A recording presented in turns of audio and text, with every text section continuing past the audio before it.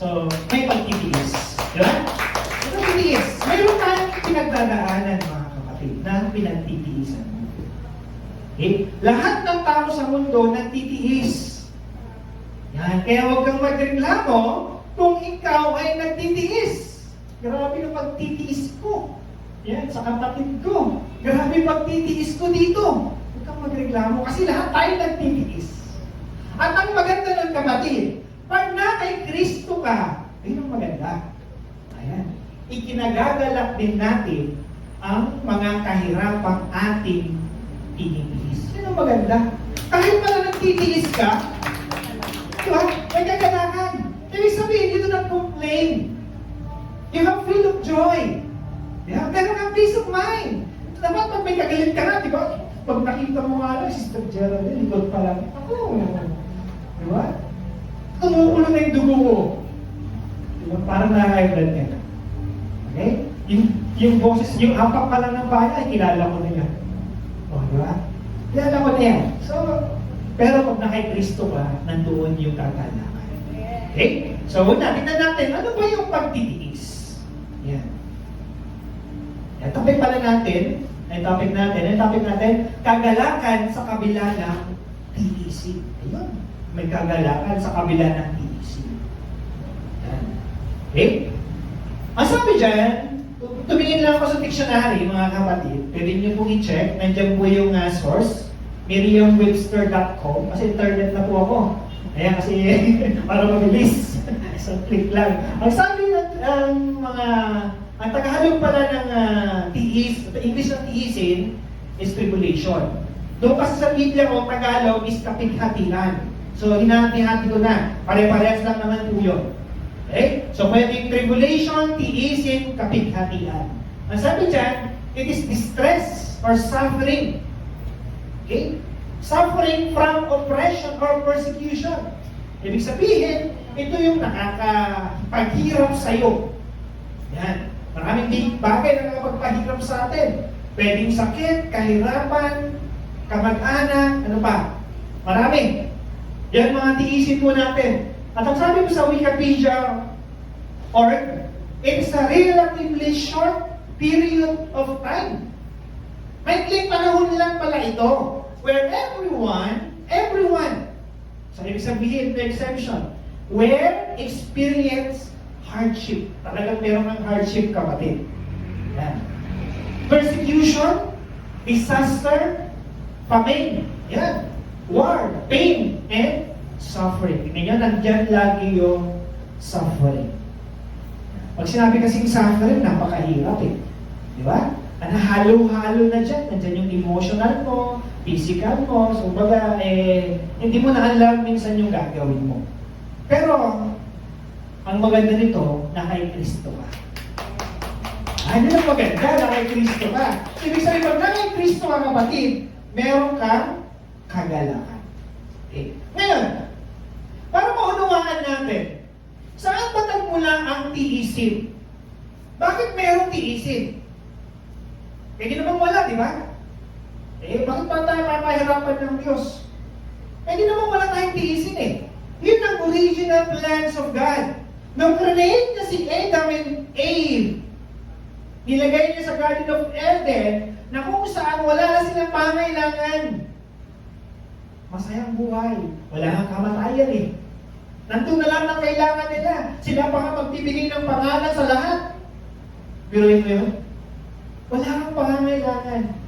Walang suffering dapat. But, saan nag-umpisa? Because of sin.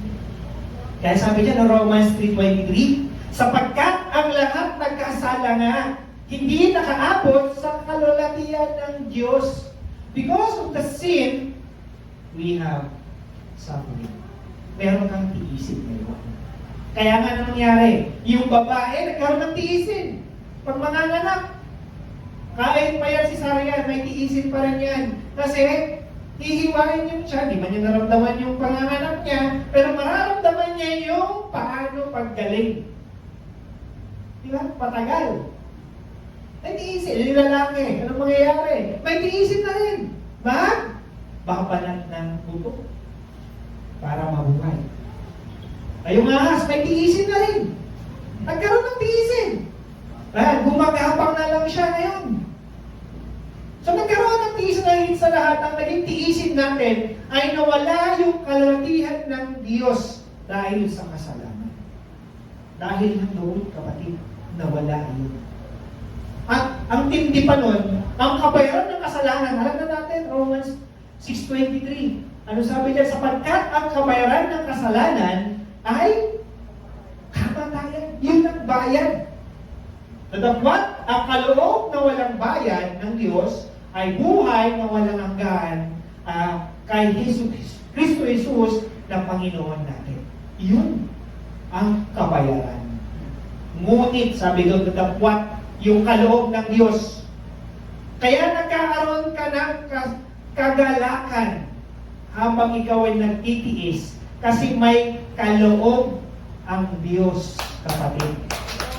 Yun ay kaloob ng Diyos.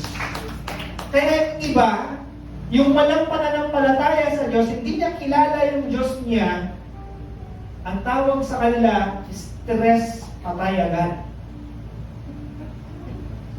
Yes, pag na-stress, patay agad. Bakit? Kasi na-stress, sumigip yung kanyang dibdib. Yan. Siyempre, pag may kagalakan ka, sumisikip ba yung dibdib mo? May nagagalang ka, sumisikip yung dibdib ko, may nagagalang mo. Wala naman, di ba? Pag nagagalang ka yung dibdib mo, ang gaan. Ang gaan-gaan. Parang napaka-relax, wala lang sa'yo. Di ba? May masakit ka sa ulo, wala lang sa'yo. Sa undertake yun eh. Tako, wala yun. Wala kong sakit na to. Diba? Masakit katawan ko, wala yun. May tiisin, nagagalak ka. Pagpunta mo dito, di mo nararamdaman. Pag uwi mo mamaya, meron ulit. Diba? Kasi, nawala ka na doon eh. Hindi mo na inisip mo na, ibahay mo na. Pero pag iniisip mo pa rin ang Panginoon, kahit nasa bahay ka, hindi na nawawala. Napansin nyo? Hindi ka gutom, paglabas mo, gutom ka. Kasi paglabas mo, ang inisip mo, kumain. Diba? Hindi mo inisip nyo, nag-fasting pala. Kasi inisip mo na, nawala na yung focus mo sa Lord. Pero mag-continue pa rin yung focus mo na nag-fasting ka, kahit hanggang bukas, hindi ka kumain. Kasi nakafocus ka pa rin sa ating Panginoon. We are focus eh. Nakafocus ka dito eh. Kaya hindi mo nakapansin yung gutom. Eh paglabas mo, pag-isip mo dyan, paglabas mo pa lang dyan. Ano kaya ang makainin natin? Balik natin ba ako yan? Basta ako. Kaya gano'n. Diba? Kaya nagutom ka agad. Kaya gano'n. Kaya nga, may tiisin. Yung kagalakan, kaya nga nandito ka sa tiisin ito, nag-fasting ka, pero yung galak na galak ka pa rin. Hindi mo nararamdaman yung tiisin na yun. Yun. Doon ka mapalad. Kasi sabi mo sa atin, mapalad ka. Di ba? Gutom ka pa ba? Hindi pa dahil. Hindi pa. Okay? Tignan natin yung pag-ibig ng Diyos. Ang pag-ibig ng Diyos, ano sabi? John 3:16. Simple lang, kapatid, yung mga verse natin. Ayan. Yung pag-ibig ng Diyos sa atin. Kaya tayo nagagalak habang ikaw may tiisin. Sapagkat kayo na lamang yung pagsinta ng Diyos sa sanlibutan. Na ibinigay niya ang kanyang bugtong na anak upang ang sinuman sa kanyang sumampalataya ay huwag mapahamak kundi magkaroon ng buhay na walang hanggan. Dahil sa pag-ibig ng Diyos, kapatid, nagkaroon ka man ng tiisin, pero binibigyan ka pa rin ng Diyos ng kagalakan. Dahil sa pag-ibig ng Diyos. Yan. Hindi dahil kanino, hindi dahil nakita mo yung crush mo, ay nawawala na yung pan mo, galit mo, hindi gano'n. Diba? Dahil nakuha mo yung gusto mo, masaya ka na, hindi gano'n. Dahil ibinigay ng Diyos yung kanyang pag-ibig. Kaya tayo nandito, yung pag-ibig lang ng Diyos. Matutusin, kung walang pag-ibig ng Diyos, wala nga dito. Naku nga, laging niyayaya ng rights. Every first Sunday, every first Saturday. Gano'n, tara rights na tayo, gusto ko pa naman. Tagal ko natin nagra-rights ka mo. Sabi ko, next time na lang. Sorry, Saturday. Totoo yan. Sabi ko, hindi naman tuloy-tuloy yan pag laging first Saturday yan. Hindi niyo ako makakasama. Bakit? Kasi, Nakilala natin na ang Diyos siya nagbigay nito na kahit may tiisin, na kahit yung gusto mo, tinitiis mo, na hindi gawin. Dahil nararamdaman mo yung pag-ibig ng Diyos. Praise God, hallelujah, hallelujah. Yan po ang tiisin. Eh, dahil tinanggap mo si Kristo, alam mo na yung pag-ibig ng Diyos sa iyo, kapatid. May bunga. Ayun, may bunga. Yung pinag-aaral natin. Bunga ng pagtanggap sa Diyos. Yun yung bunga. Ano yung unang bunga kanina? Yan natin. Unang bunga na pinag-aralan natin. Ayun, meron ka mapayapang ugnayan sa Diyos. Nagkaroon ka ng magagandahang loob ng Diyos. Pati pangatlo, nagkaroon ka ng kagalakan sa kabila ng tiisin. Kakaiba yung pangatlo eh. Pero kung nagtitiis ka, pero masaya ka, di ba? Hindi ka naman sasabihin na baliw ka, di ba? Hindi. Parang tingin nila sa'yo, napakayaman mo. Diba? Tingin nila sa'yo, wala kang problema. Tingin nila sa'yo, parang relax ang buhay mo. Hindi nila alam, pare-parehas kayo ng dinaranas. Kasi, ang kakaiba sa'yo, yung pag-ibig ng Diyos. Nararamdaman mo yung pag-ibig ng Diyos. Kaya meron kang kagalakan sa kabila ng tiisin. Diba? Kaya nga sabi dun sa text natin, ito yung bunga. Next slide. Natin. Ito yung bunga. Okay? Sabi dun sa text natin, hindi lamang iyan. Ginagagalak din natin ang mga kahirapang ating pagtitiis. Dahil kung meron ka nito, nagagalak ka habang ikaw ay nasa katiisan o sa kabighatian o in tribulations, nandoon ka, anong nangyayari sa'yo? Nai-improve ka. Anong na-improve sa'yo? Nagbubunga ka ng pagtsatsaga. Alam niyo yung pinakamahirap na bagay? Pagtsatsaga. Totoo yan. Paghintay ka nga, 10-12 hours, tinis ka na. Lalo na, pag hindi mo alam, yung hinihintay mong darating. Pero mapalad tayo, sabi nga ngayon ni Pastor Jay, may pagtsatsaga ka, yung hinihintay mo, alam mong darating. Alam mo eh. You have expected end. Magandang katapusan, alam mo. Hindi yung nasabihin mo, sana all. Diba? Sana all, maganda yung end ng buhay. Diba? Hindi ganoon. Kasi pag sinabi sana all, hindi ka sigurado. Diba? Uncertain. Pero pag nasa Diyos ka, yung pagtsatsaga mo, yung pagtitiis mo kapatid, na nagbubunga ng pagtsatsaga mo, alam mo na in the end, there's a good end. Hindi mo man alam kung kailan yung good end na yun, basta meron. Dahil pangako yun ng Diyos sa'yo. Tutuhan mo lang po kasi binigay lang sa akin 3. Eh, parang kadugtong niya yung 4 eh. At ang pagtsatsaga, nagbubunga rin ng mabuting pagkatao. Tignan mo katabi mo. Nagtsatsaga ka dito kapatid. Di ba nag-fasting ka? Ano nangyari kung nagtsatsaga ka?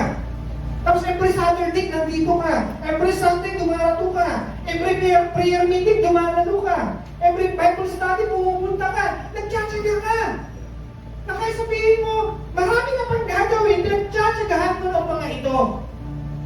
Anong nang itutulot sa'yo? Nagkakaroon ng mabuting pagkatao. Mapansin mo na babago ka na rin. Well, dating mainitin, kunti na lang, mainitin ka pa. Pero meron pa rin. Kunti na lang pero. Hindi na yung ganun kalaki. Dati nagsabihan ka lang ng kung ano pangit mo, sasabihin mo sa mas pangit ka pa. O, di ba? Di ba ganun tayo dati? Sabi pangit ka, sabi mo, mas pangit ka. Mas pangit ugali mo. Hindi mo alam ugali mo. Mas marami ka magsinabi. Pero ngayon, hindi na. Mas kami pangit ka. Thank you. Alam mo kasi, sa Lord, maganda ka. Diba? Kasi lahat nilikha ng Diyos magaganda, guwapo. O diba? Pero sa isip-isip mo pa rin, pangit ka pa rin. Diba? Kasi ganun tayo, may pagtsatsaga ka na ngayon. Ha? Yan, nagiging mabuting pagkatao ka na. Nagiging mabuting, hindi mo napapansin yun kapatid. Habang ikaw ay sumusunod sa ating Panginoon, nagtsatsaga ka, tinitiis mong sumusunod sa ating Panginoon, nagagalak ka pa nga eh, hindi mo nararamdaman yung pagod. Yung pagtsatsaga mo, humahaba. At yung pagtsatsaga mo, yun, nagiging mabuting tao. Hindi ka na ganun dati na kung magsabi ka sa tao eh, parang kung ano-ano siya. Mabuti na sinasabi mo ngayon, ano na siya. Diba? Hindi lang yun. Dahil nagiging mabuting tao ka, sabi niya no, at ang mabuting pagkatao nagkubungan ng pag-asa. Kaya may pag-asa na. Kaya dati sasabihin sa'yo, ang sama-sama ng ugali mo. Sabi niya na sa'yo, ay nabago ka ng Lord. May pag-asa ka na ngayon na yung nagsabi din sa'yo, magbabago ng Diyos. Diba? May pag-asa. Kaya huwag mong pagtsatsagaan, huwag kang hihinto, magtsaga ka pa rin kahit na yung tinuturuan mo, matigas pa rin yung ulo, hanggang may 3 taon na. Diba? Naranasan namin Pastora Lilian, 1 taon. Ganun pa rin, diba? Sige lang. O, diba? Ginagasasan nyo ng gasolina, ginagasasan ng effort, magang ng dumating. Tapos mag-start kayo, mga 3 oras pa nakalipas. Diba? Diba? Pero tsaga lang. Pero hindi yan makikita mo nagpupunta na. Yung mga binabible stand namin sa Bayambang ngayon, napagpatuloy ni Pastor Alex. At sila ngayon, nababago na. Bakit? May nagtsatsaga. Ganun din po tayo. Ganun tayo nagtsatsaga nila Bisha, nila Pastora, di ba? Na tinuturuan, wala na rin. Diba? Baka watak-watak tayo, hindi na tayo magkakilala. Pagdadaan na lang tayo, ay, Sister Jen, gano'n ka na lang. Diba? Wala na.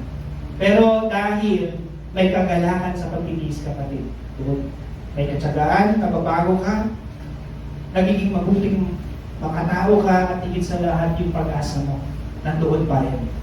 Palapakan natin ang ating Panginoon. Praise God, hallelujah, hallelujah. So, diba? O ngayon, gaano ba kadalas ang pagtsatsaga mo? Diba? Gusto kasi natin yung pagtsatsaga natin saglit na, diba? Ang sabi ng Lord, ganito. Ayan, pakibasa. Patay natin. At sinabi niya sa kanyang lahat, ang sinumang nagnanais sumunod sa akin, ay kailangan itakwil ang kanyang sarili. Pasanin araw-araw ang kanyang krus at sumunod sa akin. Hanggang gaano kadalas mo kang magtiis? Araw-araw. Hindi lang Sunday. Hindi lang Saturday. Pala. Hindi lang pag may prayer meeting, Bible study. Kundi araw-araw.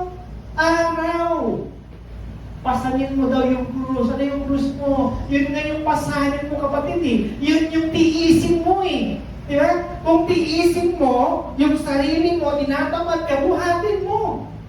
Kaya mo buhatin sarili mo? Sino mga subukang tinamad? Ako lang? Huwag yung sabihin, hindi ka tinatamad ha. May time talaga tinatamad ka kapatid. Because of the nature. Ano ba? Kaya sabi niya, the weather is falling. Natulog ka na. Gano'n sila eh. Yung iba naman, the weather is falling. Uminom na tayo. Hindi gano'n. Diba? Ang mananampalataya po, araw-araw yan, pinapasan niya. Dala-dala niya. Pero ang pangako ng Diyos, pag binasa mo yan, susunod, dalhin mo yung pamatok ng Diyos. Dahil ito ay magaan. So, ibig sabihin, kahit dala-dala mo, kapatid, yung pasan-pasan mo, hindi mo yan mararamdaman. Bakit? Kasi sinasamahan ka ng Diyos. Praise God, hallelujah, hallelujah. Kaya kamatay ng ating Panginoon, ay hindi mo ramdam. Na kahit sabihin mo may sakit ka, hindi mo ramdam na may sakit ka, alam mo, gagawin ka na. Diba?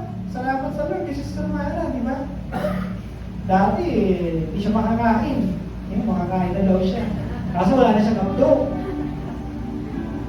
Praise God. Nakakatuwa. Na dahil sa pagtsatsagang panalangin, dahil nagiging mabuting makatao ka, may pag-asa ka. At dahil araw-araw yan, pero sabi ng Lord hanggang kailan yung araw-araw mo. Diba? Ang tao kasi gusto niya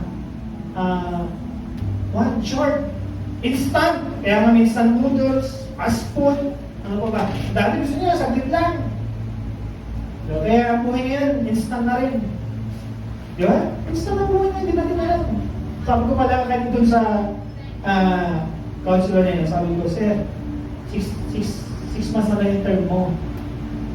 Hindi natin kaya yun. Di baka mawala ka. Pag inahabin mo yung 12 months, hindi ko alam yung buhay mo. Di ba? Hindi natin alam yung buhay. Kasi pwede akong mauna sa inyo, pwede ikaw mauna sa akin. Because life is short. Kaya nga po, bilang isang mananampalataya, kahit pasalin mo araw-araw, ang sabi ng Lord, susunod na verse, ang Diyos ang buong biyaya sa inyo tumawag sa kanyang walang hanggang kalulatihan kay Kristo. Pagkatapos na kayo'y batang sandaling panahon. Sa English po yan, in a little while. Little while lang yung pagtitiis mo dito. Gaano katagal, pastor, yung little while? 60 years old na ako ngayon. Di ba? Gaano katagal? Maikli nga lang yun eh. Sa oras ng Diyos. Maikli lang yun. Kaya napakasandali lang yan, panahon lang yan. At siya rin ang nagpapasakdal, magpapatibay at magpapalakas sa inyo. Meron mo yun? Alam ng Diyos na meron tayong tiisin. Bakit? In the first place, dahil sa kasalanan, meron ka ng tiisin. But because God's love us, gumawa siya ng paraan upang yung tiisin na yun, son, hindi mo maramdaman. Upang yung tiisin na yan, malakas ka pa rin pagdating ng tiisin mo yan, kapighatian mo yan, suffering mo yan, pagdating niyan, malakas ka pa rin. Dahil alam ng Diyos in the first place, na darating sa atin ng mga bagay na yan. Kaya sabi, lakasan mo ang loob. Lakasan mo ang loob mo. Sinabi niya yan, kasi alam niya na, dahil lang sa pag-ibig ng Diyos, habang hindi pa tayo napupunta sa kaharian ng ating Panginoon, there's always a suffering. There's always a tiising. Pero, yan, yung maganda sa mananampalataya. Pero dahil na kay Kristo ka, meron kang kagalakan. Praise God. Hallelujah. Amen. So, ano yung dapat natin gawin bilang isang mananampalataya? Ano dapat natin gawin? Dahil mananampalataya tayo dito lahat. Tignan mo katabi mo, mananampalataya na yan. Diba? Mananampalataya dito sa atin, tignan mo ilan lang tayo. Talagang piling-piling. Ano kailangan natin gawin na lang? Ang mga bagay na ito ay sinalata ko sa inyo upang kayo'y magkaroon sa akin ng kapayapaan. Sa sanlibutan, meron kayong kapighatian. See? Meron. Ngunit, laksan ninyo ang loob. Lakasan natin ang ating loob. Bakit? Kasi ang Diyos natin mismo, dinaig niya na ang sanlibutan. So wala na yan. Kaya nararamdaman mo ngayon, dapat yan, wala lang yan. Sabi ko nga lagi yan, pag suffering, parang labok, parang langaw. Parang labok lang yan, langaw. Gusto pa yung langaw, lagi nasa ilong mo? Ayaw mo naman eh. Diba? Yung labok, gusto mo laging kinakagat ka? Nananatili dyan sa balat mo? Pinapalayas niya. Naiibsan. Kaya napakapalad po natin, bagaman sa kabila ng ating mga tiisin, merong kagalakan ng ating Panginoon. Binibigay ang ating Panginoon. Kaya po, huwag tayong magsawa. Huwag tayong magsawa. Lahat tayo tumaranas ng pagsubok, nahirapan, kawalan ng trabaho, pagsubok sa pamilya, lahat, napakarami niyan. Napakarami.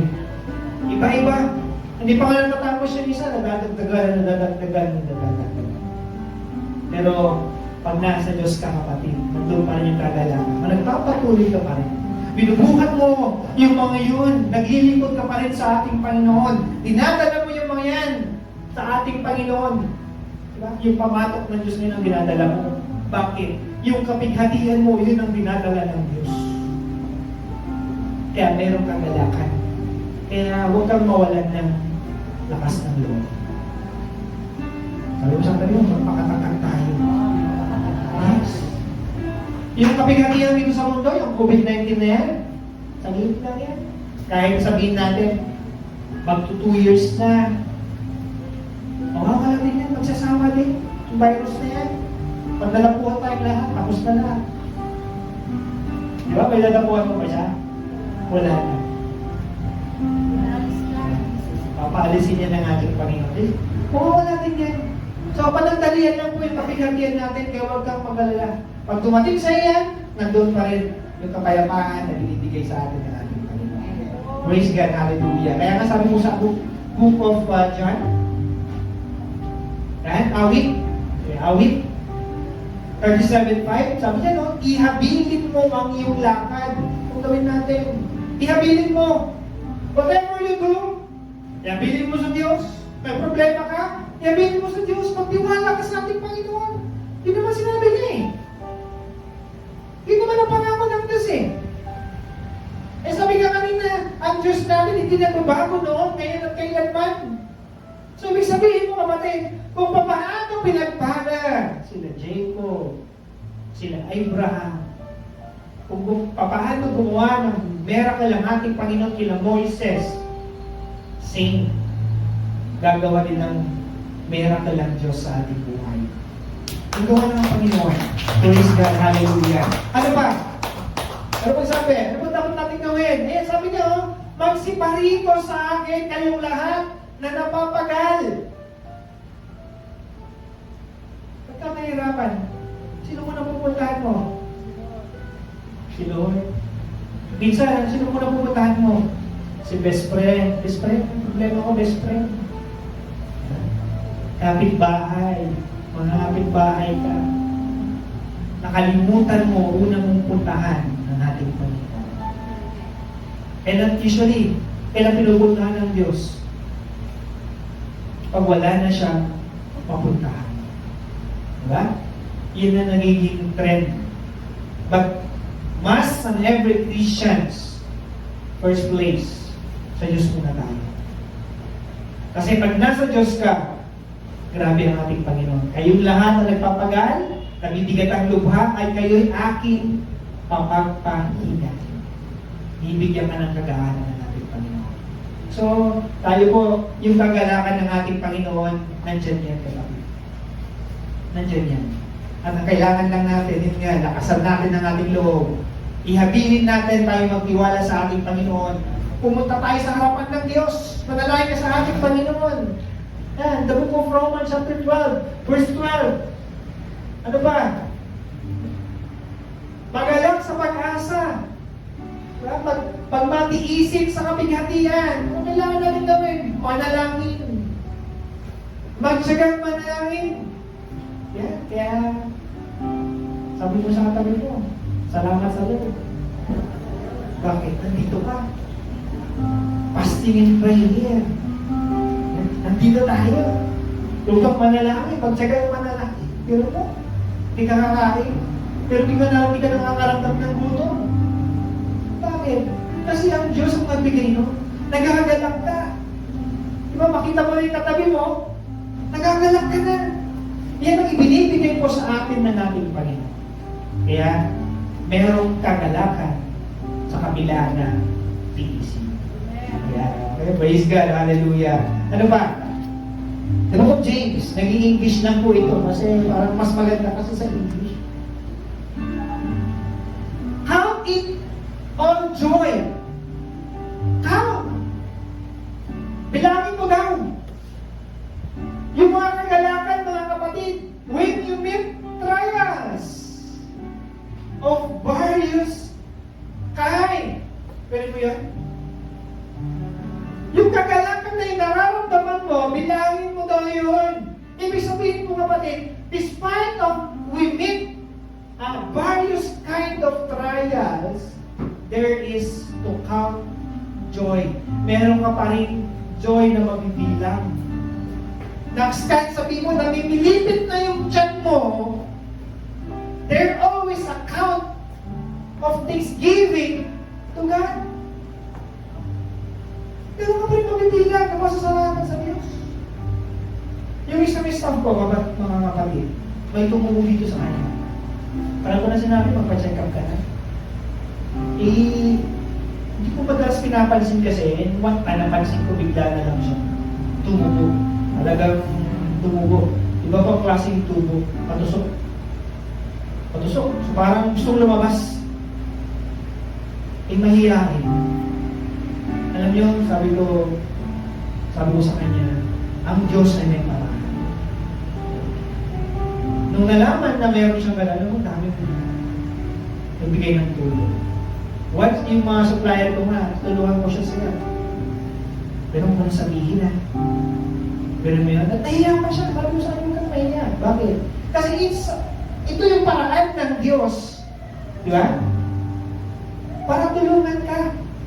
Para ipakita ng Diyos na merong Diyos sa buhay mo natin. Tayo po. Maraming paraan ng ating Panginoon na ginagawa ng ating Panginoon that we will count it even in times of various kind of trials. Kaya pag nasa trial ka, tignan mo lang yung kalakihan ng Diyos anong ginawa sa inyong buhay. Diba? Huwag mong titignan yung sitwasyon mo ngayon. Ang titignan mo, ano yung nagagawa ng Diyos. Yan ang ibig sabihin nun. Count it all joy. Anong magagawa ng Diyos? At ano na nagawa ng Diyos sa'yo? Pag yun ang tinalitan mo, hindi mo makikita yung sitwasyon mo kung anong meron na ngayon. That is the yung various kind of trials. Kaya yung kagalakan nandoon kahit na may tiisin. Diba? Kaya sabi mo sa katabi, salamat sa tiisin ko. Oh, di ba magpapasalamat ka pa rin? Kaya kasabi ng ating Panginoon magpasalamat tayo lagi. Lagi. Sa lahat. And everything give thanks. Kahit na trials yan, magpapasalamat ka pa rin sa ating Panginoon. Dahil nga, doon sa pag-ibig na ibinigay ng Diyos sa atin. Praise God. Palapakan natin ang Panginoon. Amen. Hallelujah. And lastly, conclusion po. Ayan. Okay?